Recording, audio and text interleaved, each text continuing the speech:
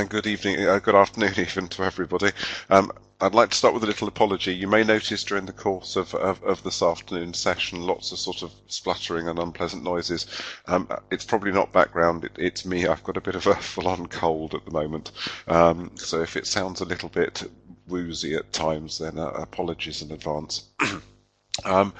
So my name is Damien Riddle. I am one of the senior business managers at Edexcel in the science team.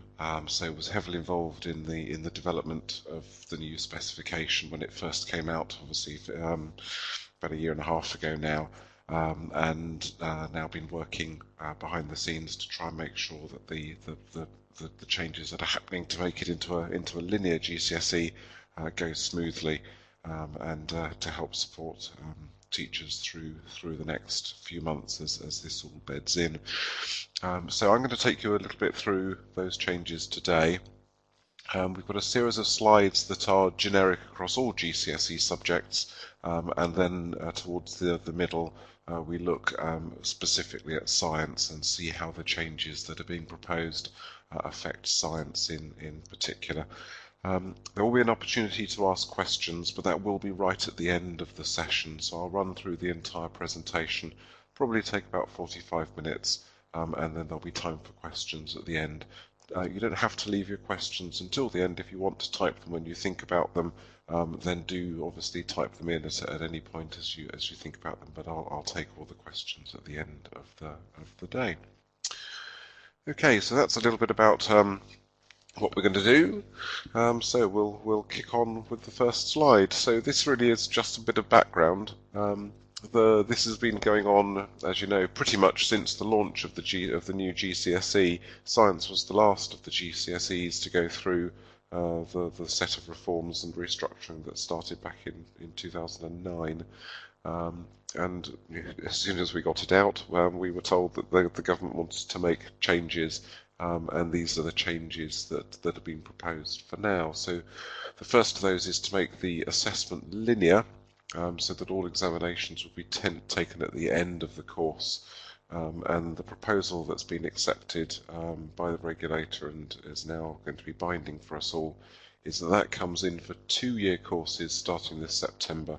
And the change is retrospective, in that it was announced in January, but it affects 3-year courses that started last September.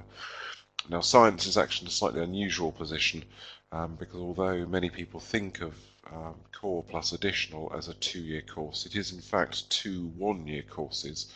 So science is very slightly differently affected, those of you that are doing core and additional. Those of you that do triple science and you do teach it over 3 years, so if you're current year 9, are on a triple science course, then they are some of those students that will be affected by this retrospective move to make 3-year courses linear. So current year 9s that are on a GCSE separate science course, that course for them is now a linear course. Second change you see there is about spelling, punctuation and grammar. That doesn't apply to science. It's only been brought in so far in 4 of the GCSE subjects. We already have, as you know, when the last science specifications came out for 2011, we've already addressed this issue by the use of quality of written communication within the extended writing questions. So we are unaffected by SPAG at the moment. Bullet point number 3, units cannot be resat before cash-in, so there are no retakes available. Once the candidate has sat their exams, they can then retake, but they have to retake the entire qualification. So there are no retakes on a unit by unit level anymore. Change number 4, the exams will now only be offered in the summer series. So we'll continue with modules, as you'll see later on. We'll continue with modules until June 2013. And then the next examination series after that will be June 2014, and then every subsequent June. The only exception to that rule is being made for maths and English, which will retain a November sitting, but it must be for candidates that are resitting. It can't be used for first time of sitting. Last one isn't a change at all. Controlled assessment can be conducted any time. That's still the case. It's the case at the moment. You can do the pieces of work at any time you want to. But what will change, of course, is the moderation window, which will now be restricted again to June only, so the controlled assessment forms part of the terminal assessment at the end of the course. Okay, so that's the general rule. Let's have a little look at the timeline for this. I apologise that this slide that comes up is so complicated because it tries to summarise absolutely everything on one go.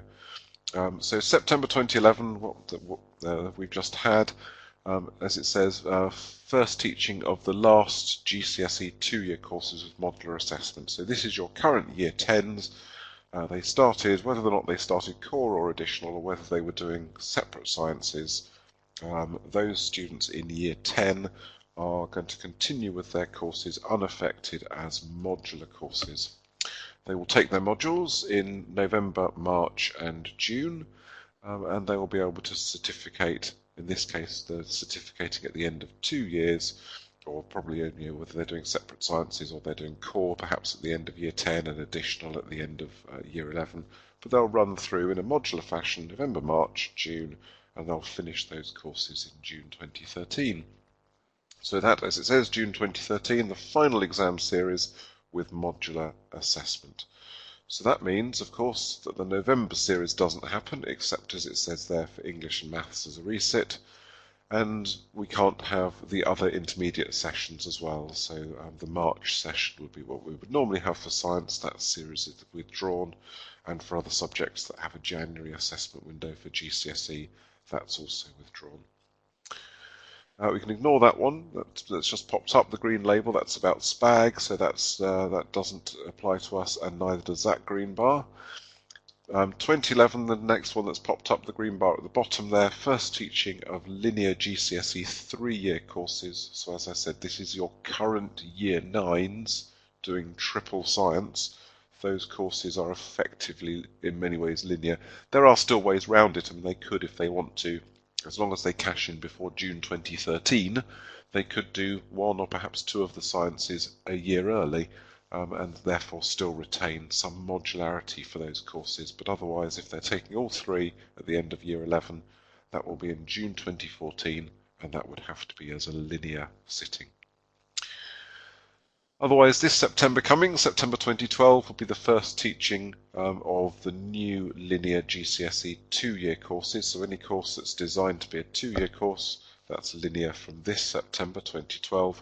As I said, science slightly different because core science and additional science are actually really 2 1-year courses.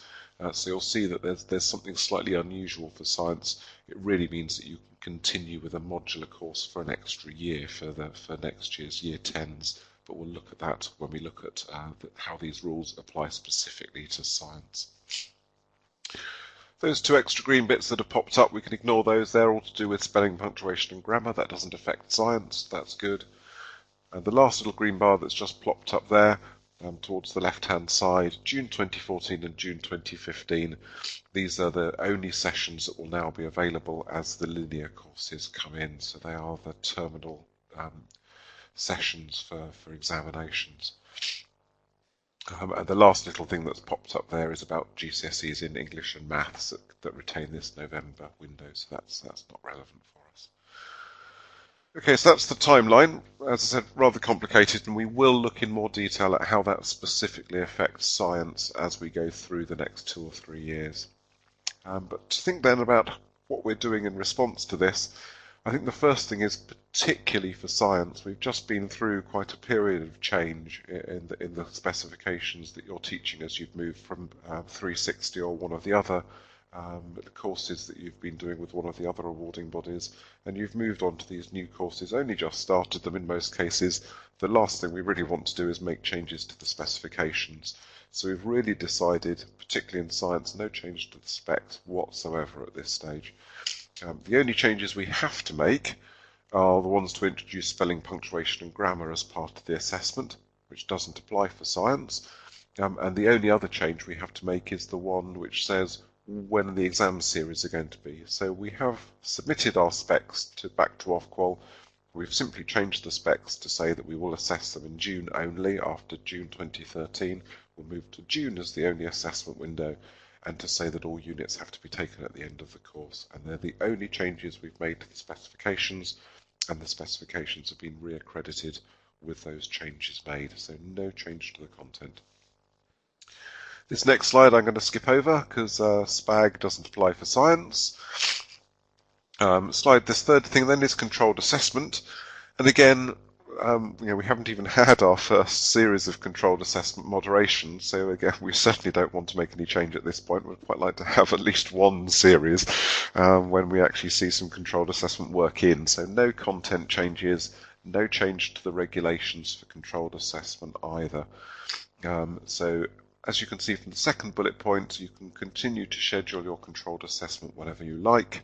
Remember, of course, that what doesn't change is the 1-year shelf life. That stays there. So each piece of controlled assessment will only be able to be submitted for moderation in the summer series.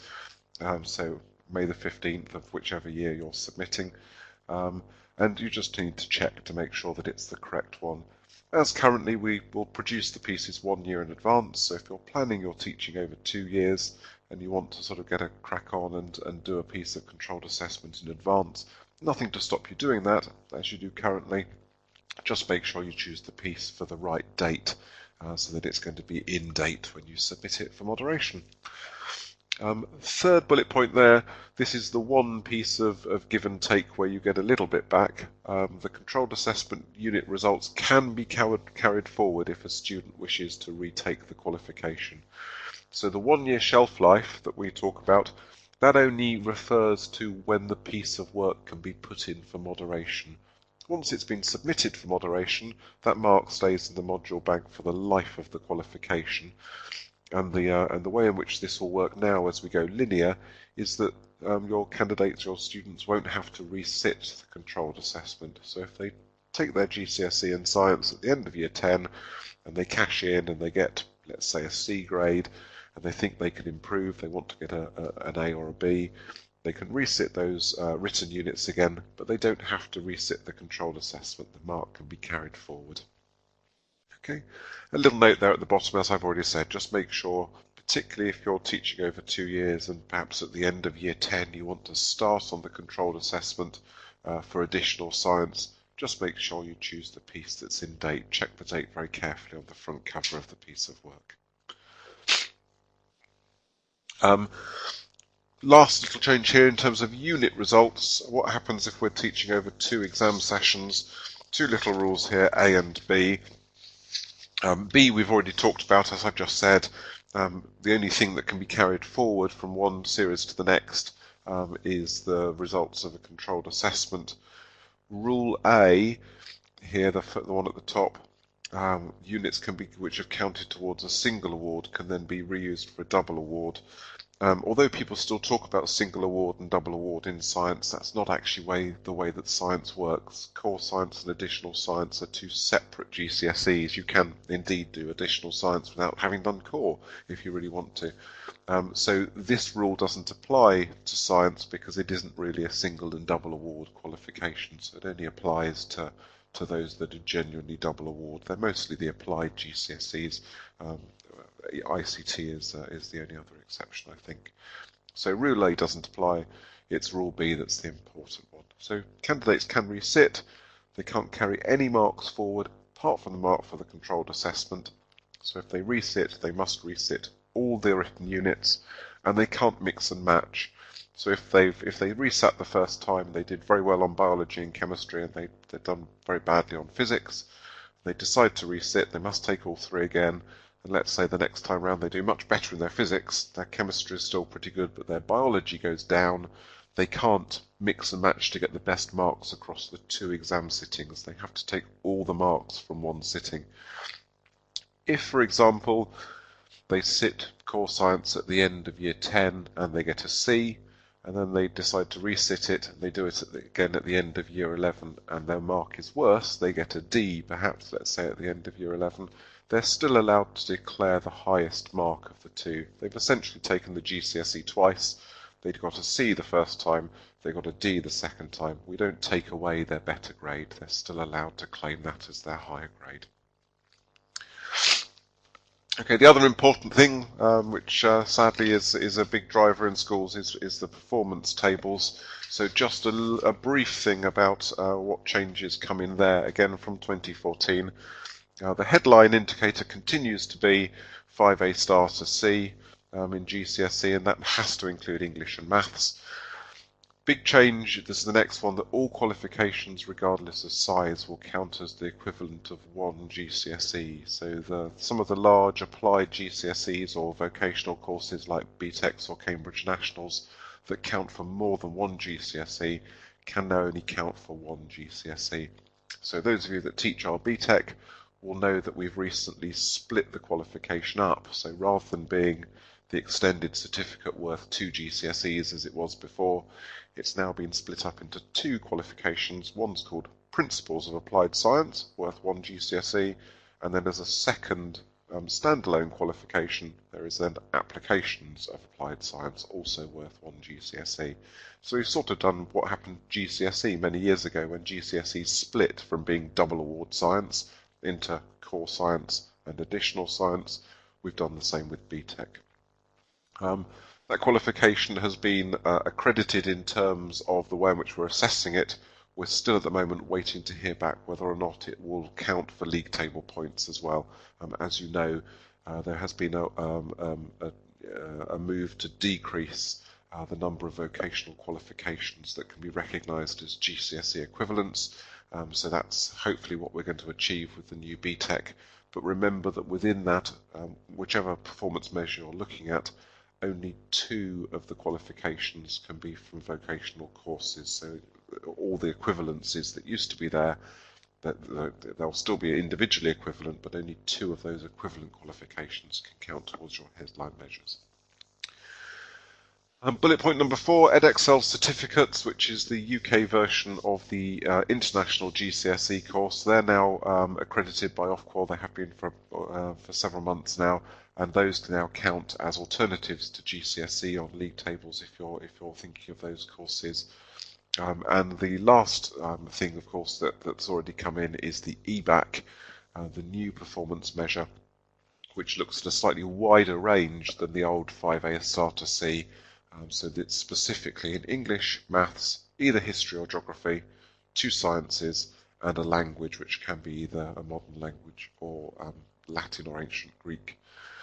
To get your 2 science measure for the EBAC, just to remind you, that has to be either core and additional science, or if you're doing separate sciences, you take all 3 and you submit the best 2. Okay. So, how does this work for science in specifics, having had a look at the general rules? So first 2 things to reassure you about are that in terms of the specs, we've made no changes to the content of the specification. So the only change we've made to the spec is about when the exam sessions are going to be, essentially. So it's those administrative things that have changed. No changes otherwise to the specification content. In terms of our exams and in terms of the controlled assessment, no changes there either. So the exams don't change at all in format. They stay the same, 1-hour exam papers, 1 paper for each unit, and continue to be 6 questions, the same question style that you're now getting slightly more familiar with. And the same with the controlled assessment. No change whatsoever to the content, no changes to the way in which they're marked, no changes to the the high and low control aspect of them at all. So nothing really is changing there. The only thing that does change, as I said, is that after June 2013, we can only offer external examinations and coursework moderation in the June series. So the November and March examination windows will then be withdrawn. So let's have a think about how that changes some of the aspects of the qualification that you've been used to, perhaps, or not used to, but have been just about getting to grips with, and now the rug is being pulled out from under us. So the 40% rule first, we spent quite a lot of time all trying to understand this 40% rule and think of all different scenarios of which unit counts under which circumstance and all the rest of it. So the first piece of good news, as you see from the first bullet point, is this rule disappears, which is great. The problem is, of course, it's replaced by a rule which effectively says that the exams are 100% terminally assessed. So that's what linear is. It's all the papers at the end of the course. That has to be in the June series, so November and March will disappear. So November 2012 will be the final November series, March 2013 will be the final March series, and then after that we'll only have examination windows in June. Same with controlled assessment. November 2012 will remain as a moderation session, but after that moderation sessions will only be in June, so June 2013, June 2014 and so on. And you'll hear this one a lot, I'm afraid, but candidates who retake, so if they do decide they want to take the qualification again, which they can do, remember they have to take all of the papers, linear again, 100% terminal requirement. So if they do retake, they can carry forward the mark for controlled assessment. It doesn't have to be retaken. So looking specifically at controlled assessment, controlled assessment only be submitted in June, that's fine. The 1 year shelf life remains, we've talked about that. Just make sure that you check very carefully the date on the front cover to make sure that it's valid for submission for moderation when you know you're going to submit it. But remember that the 1 year shelf life doesn't mean that it all has to be, that it only lasts for 1 year once it's in the bank. Once you've had it moderated, the mark will stay in the module bank and you can carry it forward from year to year, that's fine. Third bullet point, the mix and match approach is still possible. Just to remind you what this means that for core science, candidates can do, let's say, the planning exercise from biology, and they might then do the collecting data and the conclusions task from physics, so that they submit a mark for planning, a mark for observations and a mark for conclusions, but they don't have to come from the same piece of work, and they don't have to come from complete pieces of work for core science. When you come around to doing additional science or candidates doing triple science, again they can still mix and match, so they can take a mark for planning, observation and conclusions from different pieces of work, but they must come from whole investigations, so they can do more than one whole piece of work and mix and match those marks.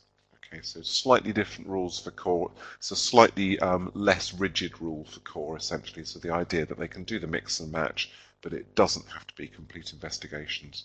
Whereas for additional science and for the separate sciences, must come from a complete piece of work. So that's not a change. That's the way it's always been It's the way it's been for the new spec up until now. Fourth bullet point, that's not a change either. That's the rule currently, and it will remain the rule that if you have candidates doing separate sciences, doing separate biology, chemistry and physics, they're not allowed to take their controlled assessment from Unit 1. It must be either from Unit 2 or Unit 3. Next bullet point, about the fourth or fifth time for this one, I'm afraid, sorry, but candidates who retake may carry forward the mark for controlled assessment. They don't need to retake the controlled assessment. Of course, they can do if they wish to, if they want to improve their mark, nothing wrong with that, but they don't have to take it again. Remember that the tasks are still flexible. So, for example, if they're doing the piece of work from the piece of controlled assessment associated with B2, that can be used either for additional science because it's a Unit 2, or it can be used to cash in for GCSE biology. So it's a sort of, it's flexible in that way. The one thing which you do need to be aware of, this is a combination of that point and the previous one.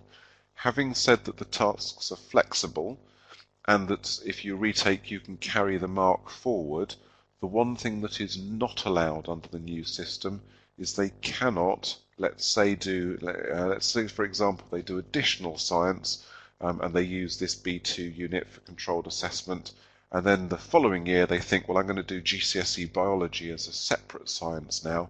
They're not allowed to carry forward the controlled assessment mark if they're going to cash in for a different qualification.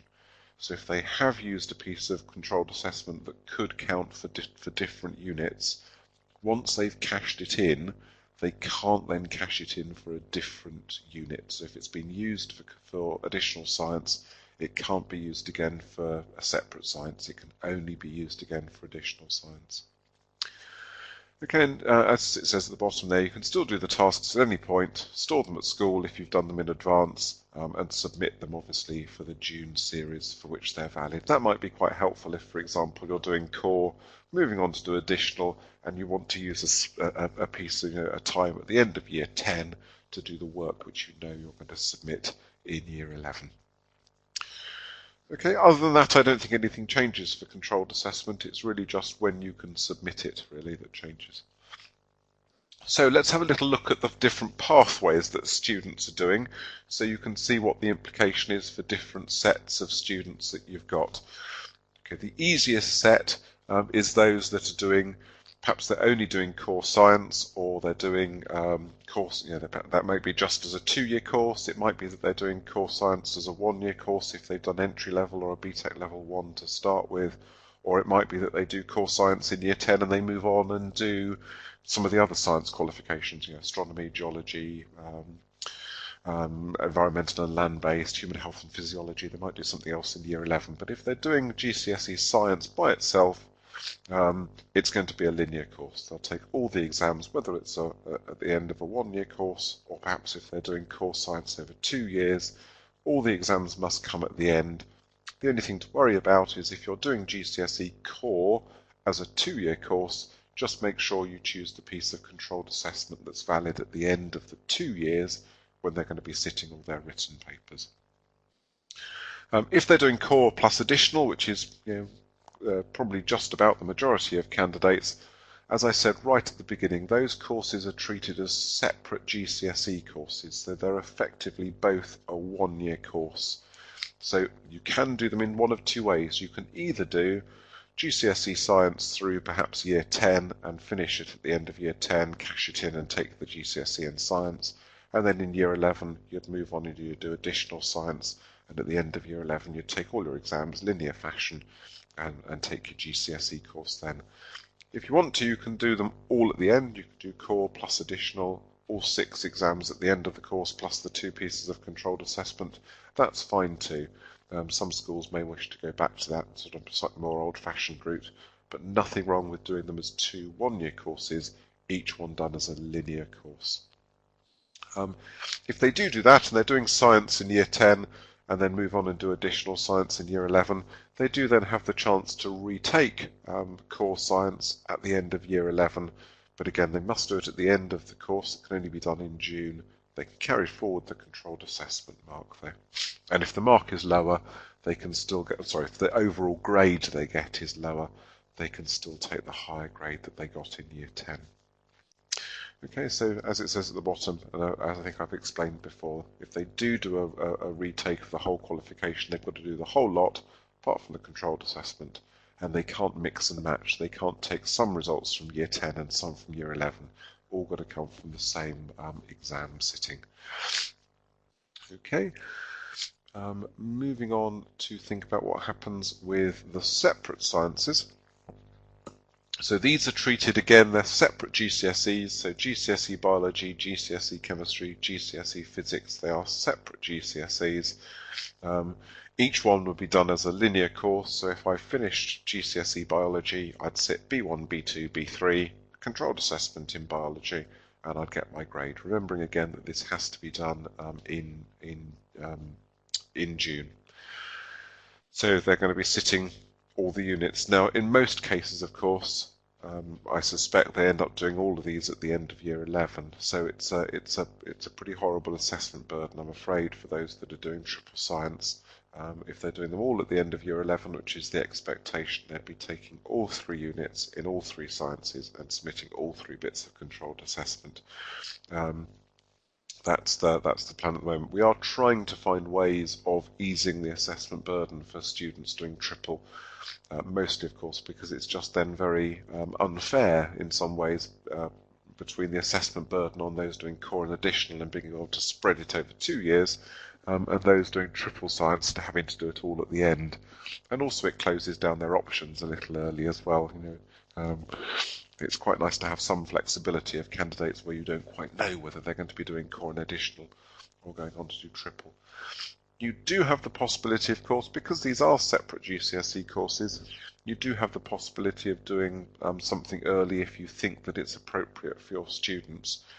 We certainly wouldn't recommend, some schools teach, I know, over 3 years, and some schools have already been talking about doing, say, I don't know, like biology at the end of year 9, chemistry in year 10, and physics in year 11. We really wouldn't advise that, really, for 2 reasons. Firstly, it means taking a GCSE course in year 9. It's a full GCSE course. It's not designed to be taken at that stage. So there is a strong possibility that your candidates, if they did that, would not do as well as if they did it at the end of the course. The second thing to consider, of course, is that when students are looking for their A-level choices, if they did biology and they finished it in year 9, they've had 2 years when they haven't done any biology, the likelihood is that they're not really going to be that enthused about taking it up to A-level. So those of you that have got sixth forms attached to your schools, it's a possible effect of doing things too early. But it might be that for various reasons, particularly for those that perhaps have already started on the course, they're in year 9 and the linear has sort of caught you by surprise, it may well be that it's appropriate to try and get them through one of those GCSEs a little early, which would probably be in June 2013, and then finish the others in June 2014. One thing that I ought to say, whilst we're talking about this idea, both with core science and with the separate sciences, is the possibility of taking something not at the end of year 11, the possibility of taking things in year 10 instead. Some of you will have seen Michael Gove's latest bright idea last week, when he is asked the head of Ofsted to investigate ways to prevent schools from taking GCSE qualifications early.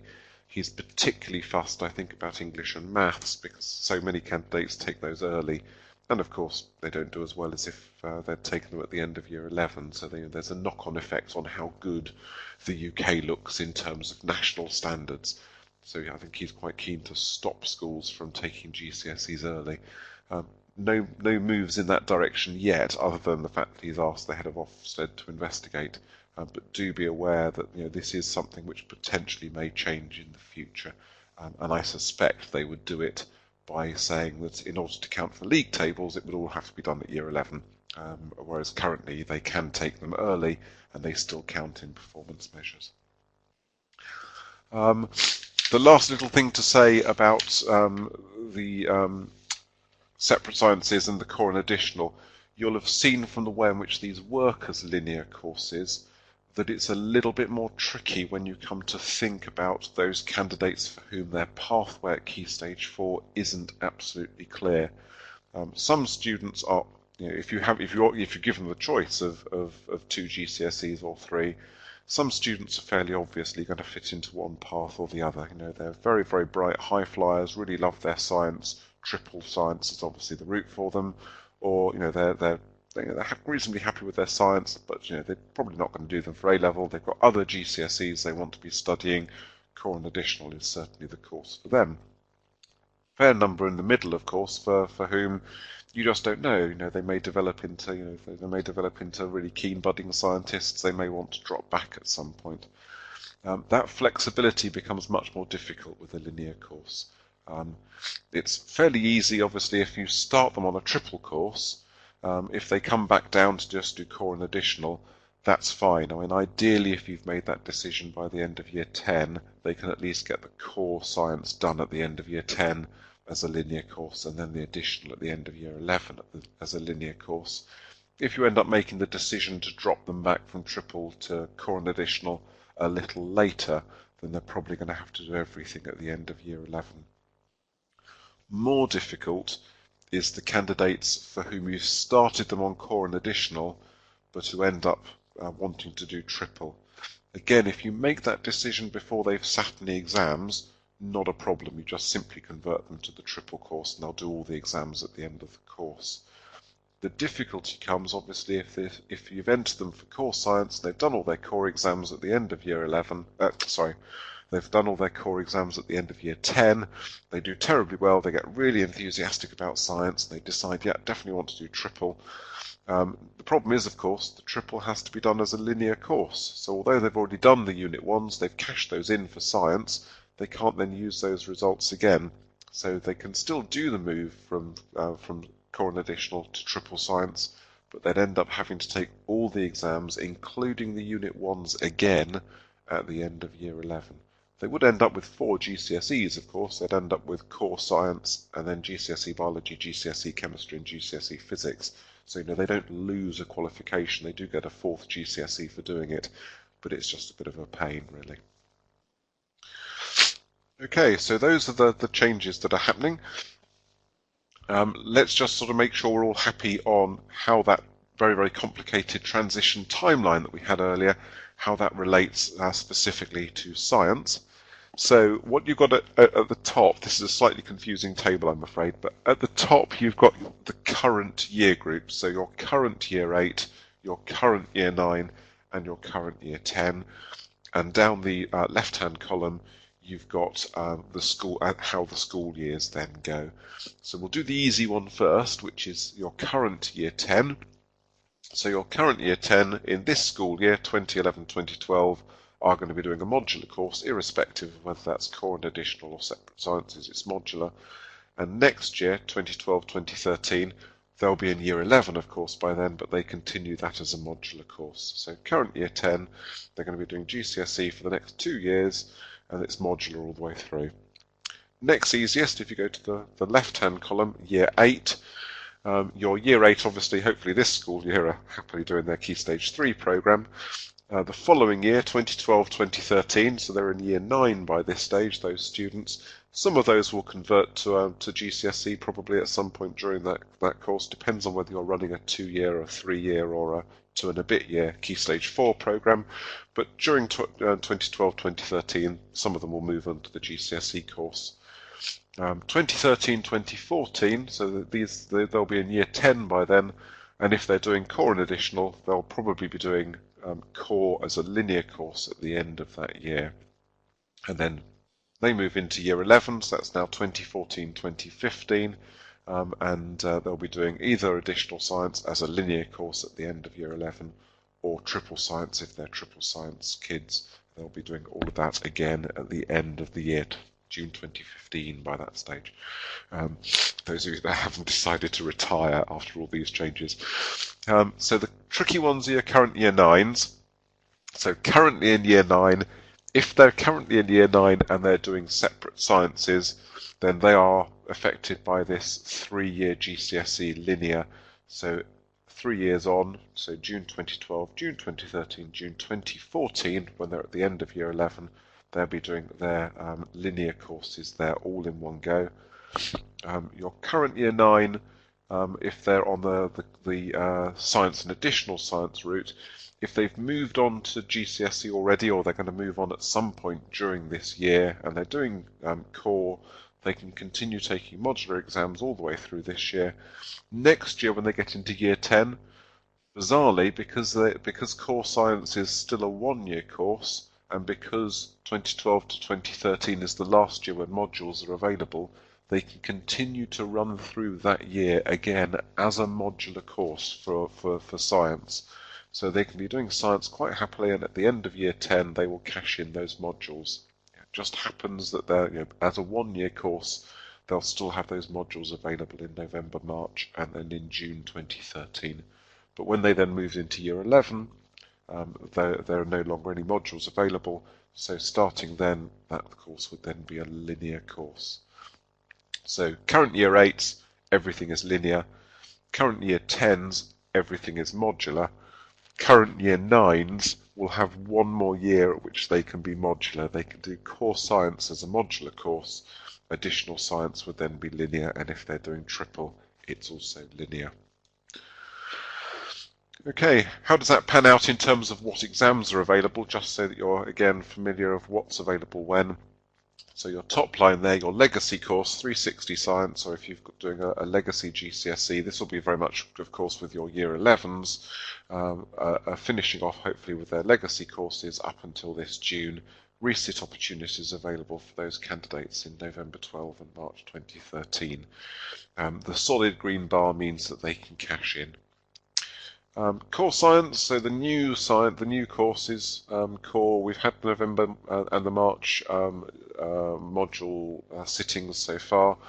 They'll obviously have a sitting again in June, and they run all the way through next year as well, so November, March and June 2013 as well. Continue for your Core Science modules. So your current Year 9, when they go into Year 10 in September 2012, they can continue to do Core Science as a modular course, as long as they cashed in by June 2013.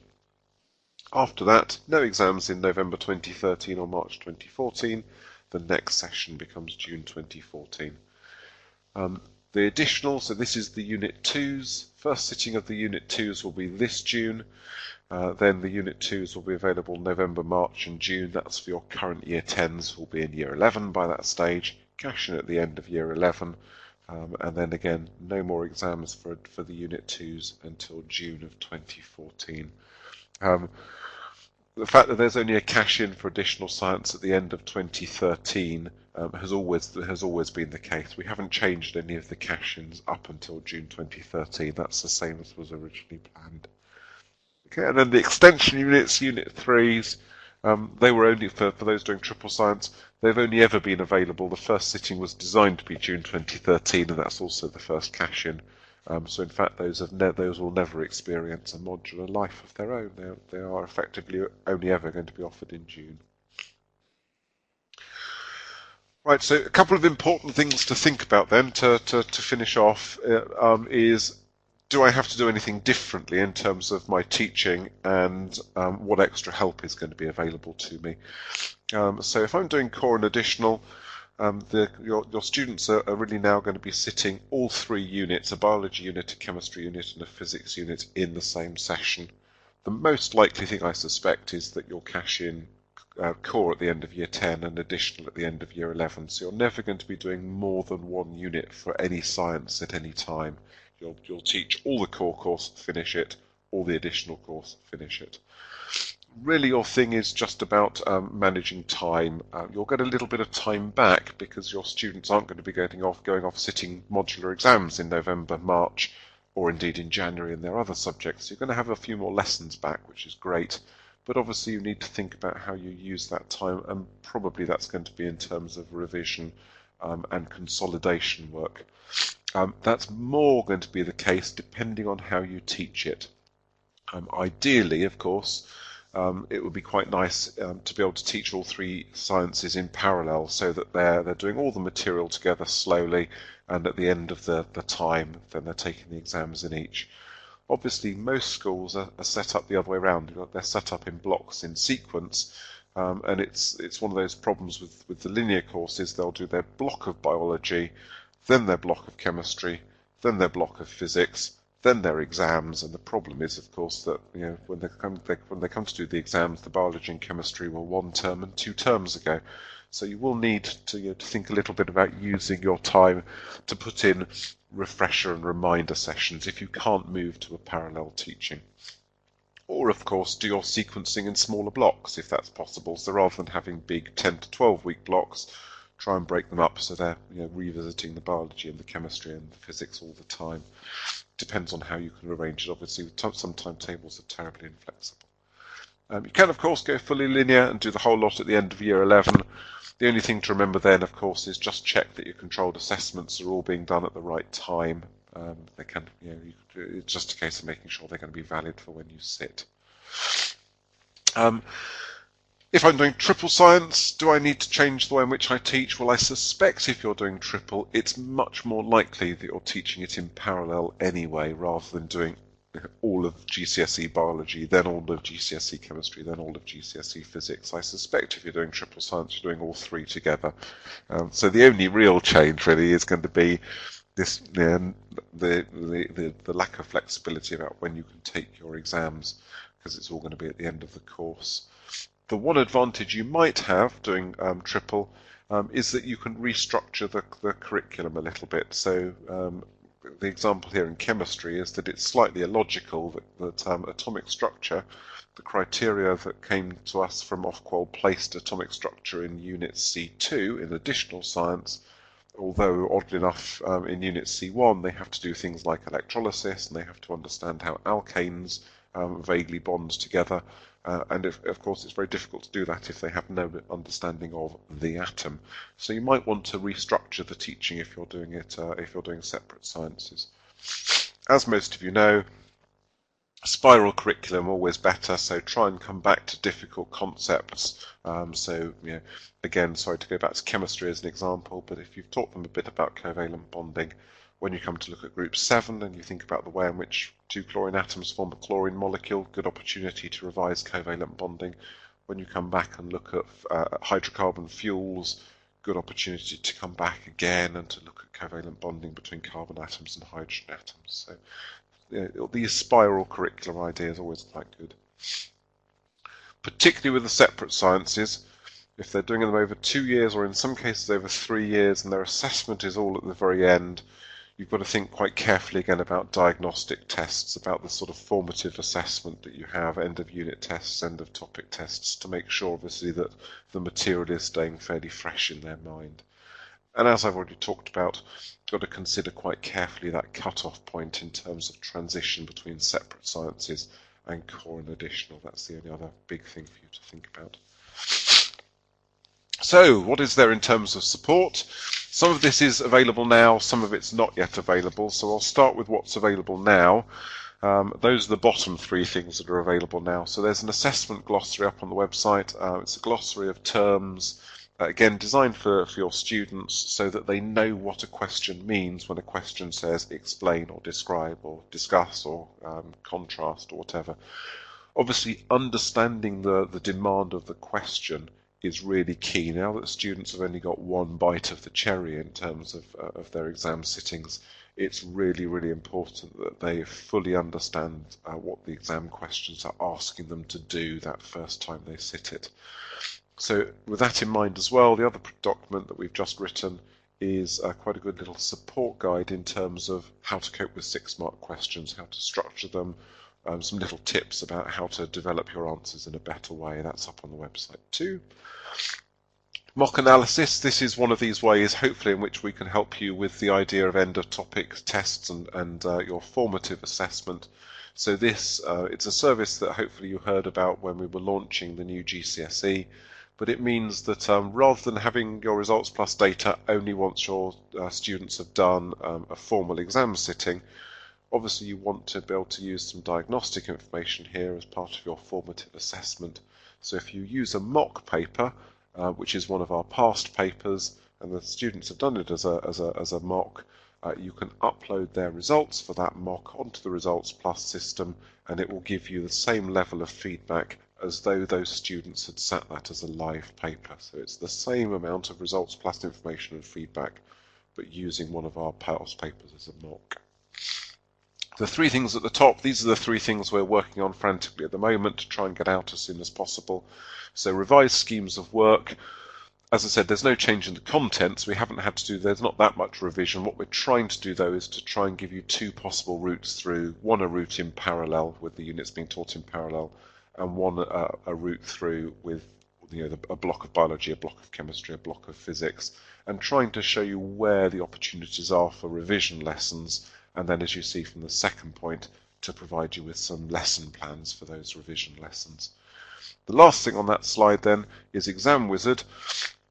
Many of you, I don't know how many of you have come across Exam Wizard, but it's the online question bank essentially. And because of the move to 360, we've been sort of filling it with 360 style questions. Now obviously with a very different style of assessment for the new exams, we're going back and revising those Exam Wizard questions, trying to make it more supportive and have more questions that are of the same style as the new exam papers, so that again it provides better practice for your students, and of course because it's a question bank, it enables you to put together your own end of unit tests and your own formative assessments. So Back to the general slides, that was the last of the science specific ones, so there are a couple just of general ones for all for all subjects at the end. So this is the general pattern for science. So Exam Wizard I've already talked about, and Results Plus, the Mocks Plus service. That's how we're helping you prepare your students for the exams.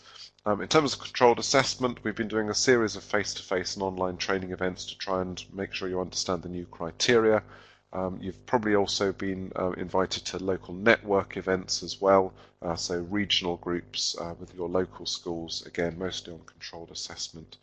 And the other thing we'll do, once we've had the first moderation window in the summer, when results come out in August, we'll release the material that was used to standardize our own examiners, so you can see what the moderators have been doing. You've got it's essentially give you a whole load more of worked examples really for the controlled assessment.